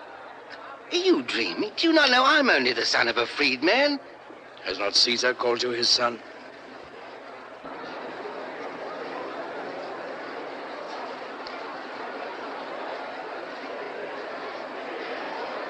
Peace a while there and hear me. Hear the service, quality, rank, and name of the Roman governor. By service, Caesar's shield. By quality, Caesar's friend. By rank, a Roman soldier. By name, Rufio.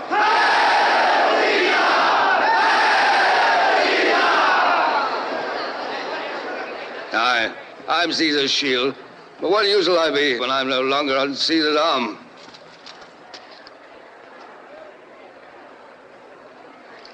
Where is that British islander of mine?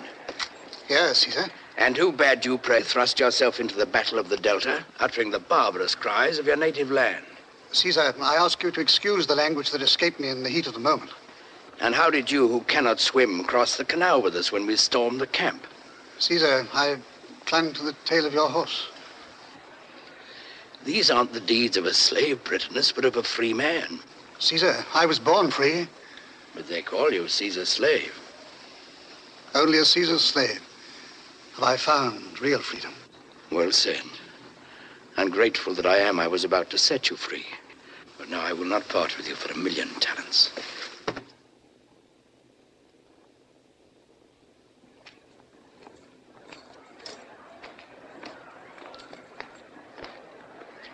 That Roman knows how to make men serve him.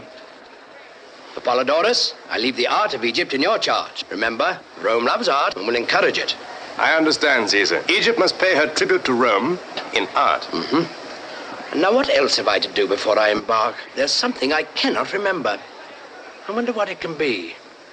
Well, it must remain undone. We must not waste this favorable wind. Caesar, I'm loath to let you go back to Rome without your shield. There are too many daggers there. It matters not. I've always disliked the idea of dying. I'd rather be killed. Farewell, Rufio. Farewell. Farewell, Apollodorus.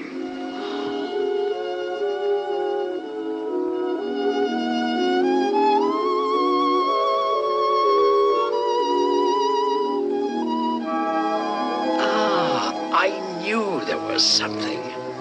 How could you let me forget her, Rufio?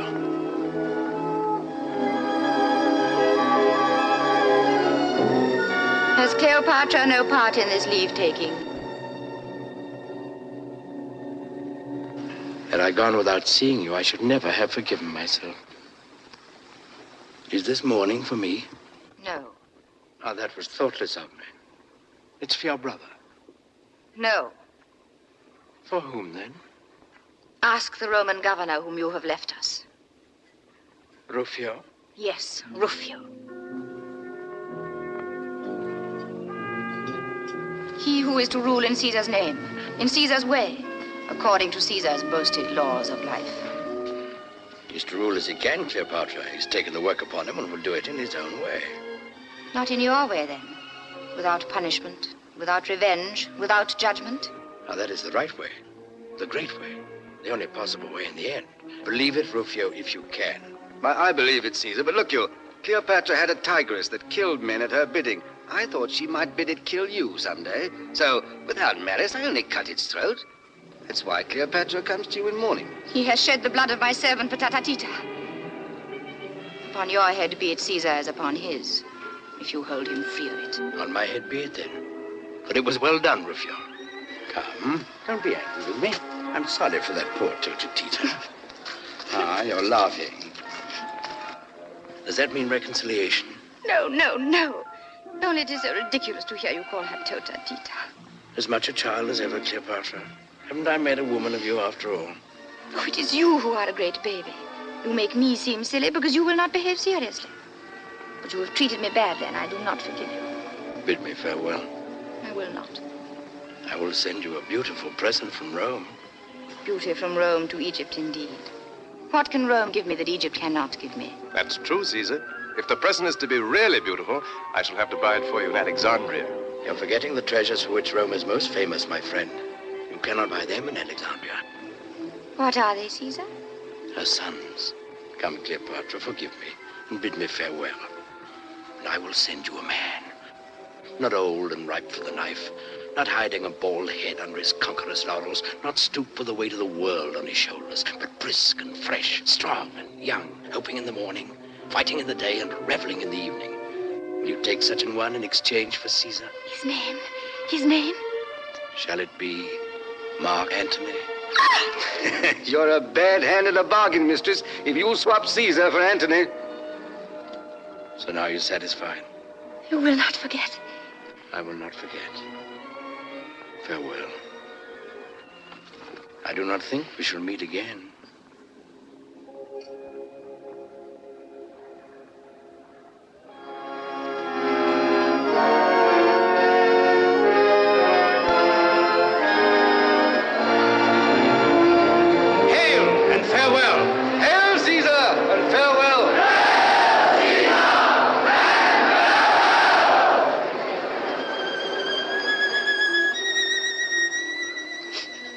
No tears, dearest queen. They stab your servant to the heart. He will return someday. I hope not. But I can't help crying. Just the same.